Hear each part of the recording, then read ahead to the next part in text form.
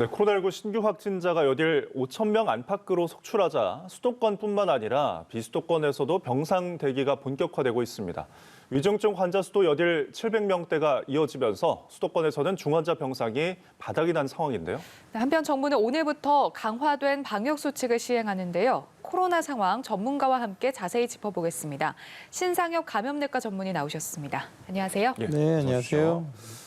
자, 지금 이제 주말 지나서 월요일이면 보통은 주말 효과라고 해서 좀 신규 확진자가 떨어지는 추세가 있었는데 그것도 좀 사라진 것 같습니다. 4천 명대가 확진된 상황인데 집단 감염이 전국에서 나오고 있는데 현 상황 어떻게 진단하십니까? 일단은 지금은 유행이 전반적으로 이제 확산 추세인 거는 이제 확실한 것 같고요. 예.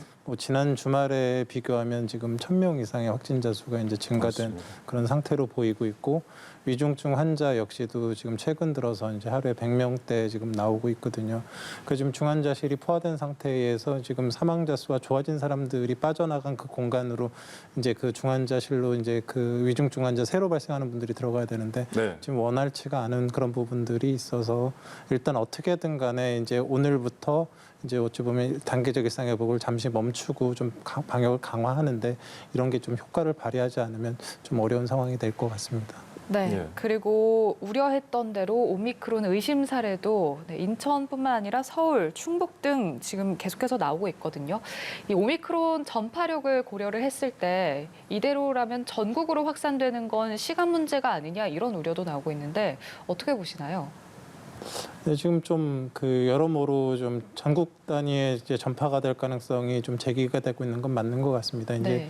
일단 맨 처음 초기에 이제 그 확진되신 세 분이 이제 뭐 오미크론 관련된 걸 잘 모르는 상태였긴 하지만 예. 일단 자가격리가 아닌 상태 일상생활을 하는 과정에서 네. 진단을 받았고 그 과정에서 좀 안타깝게도 또 이제 좀 대규모 교회가 이제 그런 상황에서 이제 좀 연계가 돼가지고 많은 접촉자들이 생겼고 그 중에서도 이제 사실은 이제 외국인들 같은 경우는 그 예방 접종률이 상당히 좀 낮은 편이고 방역 당국의 통제가 잘 안 되는 그런 상황이었는데 예. 공교롭게도 또 그런 외국인 중심의 또 이제 접촉자들이 많이 생기면서 이제 예. 확진자가 늘었고 그 와중에 산발적으로 뭐 서울이나 이제 다른 지역에서까지도 확진자가 나오고 있어서 지금 그런 상황에서의 이제 초기 대응을 잘 못한다고 한다 그러면 결국 지역사회 조용한 전파를 이제 거쳐서 어느 순간 이제 오미크론이 전국 단위에서 나타날 수 있는 그런 상황이 될 수 있기 때문에 예. 지금 잘 막아야 되는 상황이라 볼 수 있겠습니다. 예. 방금 외국인 접종에 대해서 언급을 해주셨는데 그러면 그 전파를 막기 위해서는 접종받지 않은 사람들도 계속 더 맞아야 되지 않을까요? 외국인 접종은 어떻게 독려를 할 수 있을까요? 사실 이제 그 코로나19의 이제 그를 확산을 막기 위한 통제 수단으로 사실 가장 효율적인 방법은 백신 접종밖에는 없습니다. 그런데 지금 상대적으로 이제 단계적 일상 회복 그 과정에서의 이제 위험 요인이 이제 그 두 가지 집단이 있었죠. 하나는 예방 접종이 많이 진행되지 못한 소아청소년을 예. 어떻게 할 것인가, 예방 접종을 어떻게 끌어올릴 거가 이제 하나의 문제가 있었고, 또 이제 외국인들 같은 경우는 사실 이제 4차 유행 초반 때에 보면 한동안은 확진자 전체 숫자의 20%를 외국인이 차지했었습니다. 예.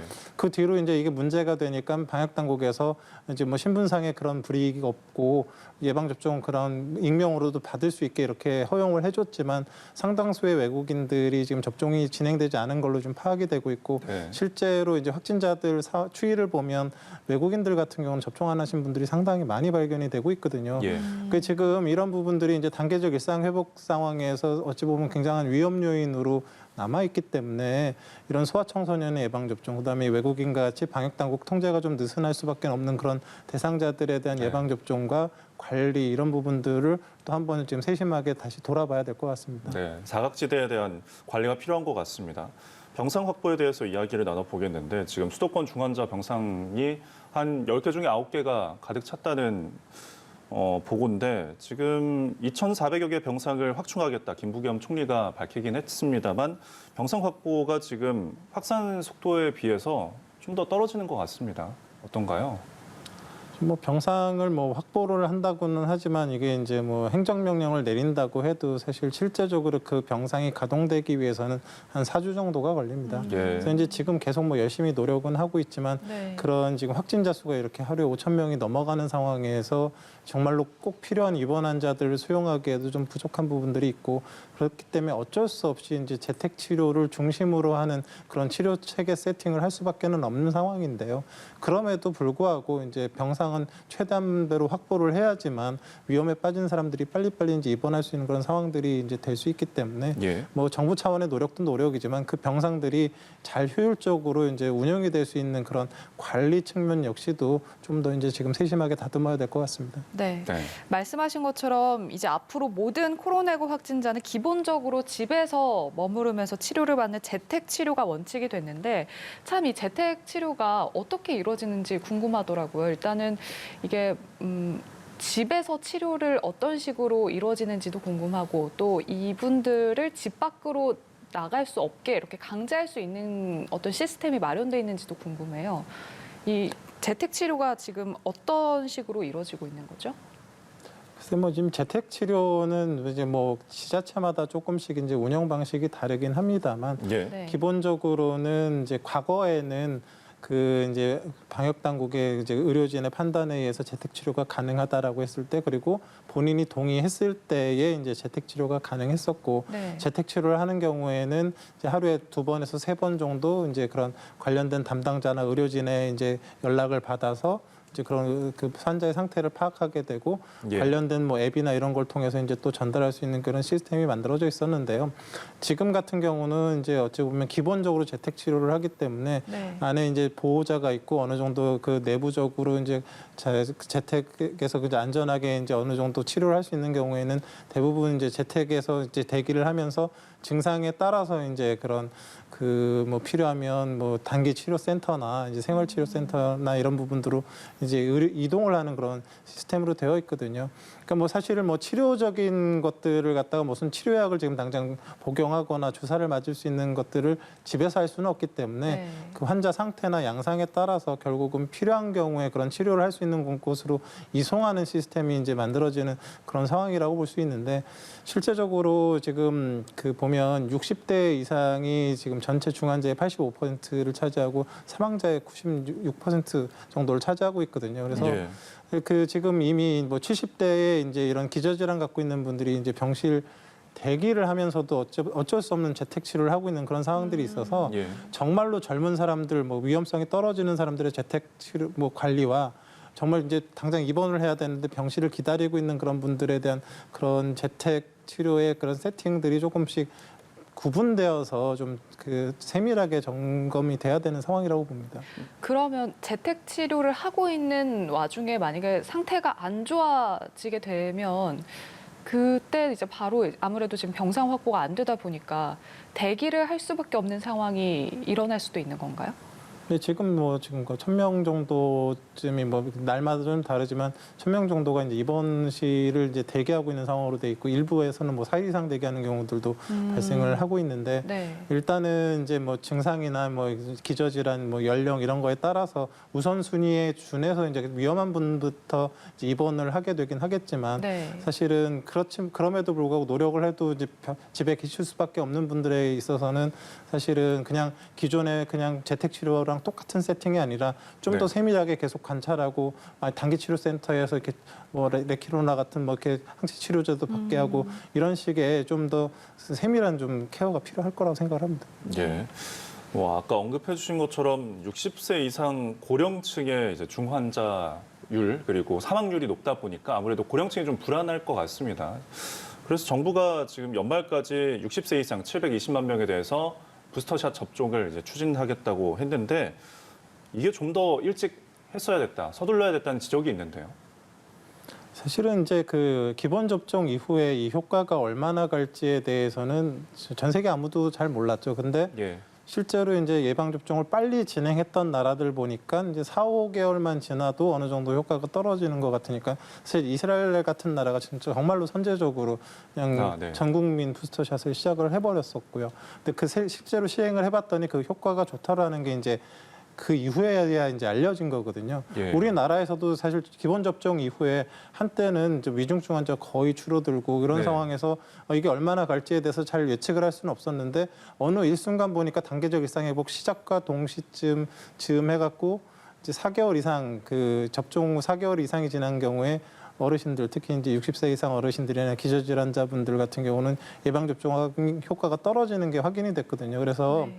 지금 방역 당국에서는 60세 이상 어르신들과 기저질환자분들은 기본 예방 접종 완료 후 4개월 후에 그리고 18세 이상 성인에게도 기본 접종 후 5개월 후에 그리고 얀센 백신 접종자와 면역 저하자들은 기본 접종 완료 후 2개월 뒤에 예방 접종을 추가 백신 접종을 했을 때 충분한 효과를 거둘 수가 있으니까 접종을 해달라고 독려를 하고 있고 지금 5천 명대 이런 유행들은 이런 추가 백신 접종으로 인해서 고령층들이 보호를 받기 이전에는 이 유행이 좀 통제가 되기가 어렵기 때문에 지금 뭐 최대한 빨랐으면 좋겠지만 그 근거가 없이 시작을 할 수는 없는 상황이었고 지금이라도 최대한 빨리 접종을 해서 그런 그 어르신들에 대한 보호막을 잘 감싸야 될 거라는 생각이 듭니다. 네, 이 3차 접종과 관련해서 이상 증세, 이상 반응과 관련한 우려도 상당하거든요. 이게 2차와 비교했을 때 안전성에서는 차이가 있나요? 3차가?